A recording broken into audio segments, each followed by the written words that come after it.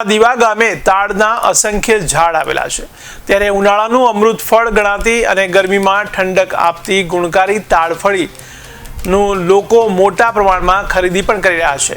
ત્યારે જૂના દીવા ગામની સીમમાં વિપુલ પ્રમાણમાં ખેડૂતોના ખેતરમાં તાડના ઝાડ આવેલા છે। ત્યારે હાલમાં ખેડૂતો 100 નંગ તાડફળી 400 રૂપિયાના ભાવે વેચાણ કરી સારી એવી કમાણી કરી રહ્યા છે। ત્યારે તાડફળીમાં ઘણા મહત્વના પોષક તત્વો પણ મળી આવે છે જે આપણા શરીર માટે ફાયદાકારક હોય છે। મારું નામ બાબુભાઈ ભોલ છે। હું જૂના દીવા ગામનો વતની છું। હમણાં હાલ અમારે ત્યાં તાલફળીની સિઝન ચાલી રહેલી છે। એ તાલફળીના જે ઝાડ છે એ વર્ષોથી અમારા બાપ દાદાના ટાઈમના આવેલા છે। હા, એ ઉનાળાનું અમૃત ફળ કહેવાય છે। એ ઉનાળામાં જ આવે છે અને એને અમે લોકો એ ઝાડ પરથી કારીગર લોકો ઉતારે છે અને એને કારીગરીથી કાપીને એને લાવે છે અને અહીંયા એકત્ર કરીને જે બધા બહારથી સુરત, નવસારી, કોસંબા, ભરૂચ, અંકલેશ્વરથી બધા વેપારીઓ આવે છે। એ વેપારીઓ અહીંયાથી લઈ જઈને એ લોકો વેપાર કરે છે।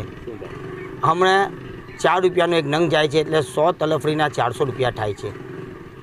હાલમાં વેચાણ સારું છે, હમણાં ચાલી રહેલું છે। મતલબ કે મારું નામ આરિફ મોહમ્મદ સફી માજા છે। હું અંકલેશ્વરનો વેપારી છું। હું દીવા ગામના અંદર વેપાર કરવા માટે આવું છું। રોજની ખાસ કરીને મે મહિનામાં અંદર આ તલફડીની સિઝન ચાલે છે અને રોજની 10-12 હજાર તલફડી હું લઉં છું ને વેપાર કરું છું। અને મારી તલફડી બરોડા, કામરેજ, સુરત બરાબર સેલ થાય છે।